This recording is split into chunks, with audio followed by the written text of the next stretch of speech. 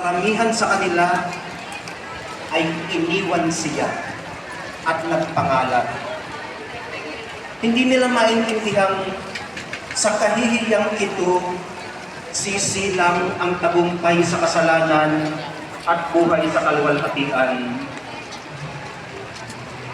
Ang naging instrumento po ng kanyang kamatayan, ang siya rin naging instrumento ng walang hanggang awa ng Diyos.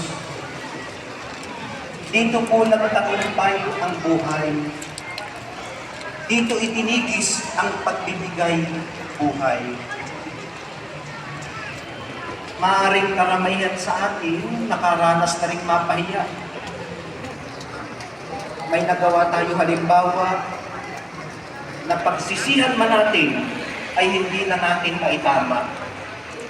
Dala ng kapusukan, yung inilalive sa pin. simbuyo ng damdamin, o maging isip na malaswa.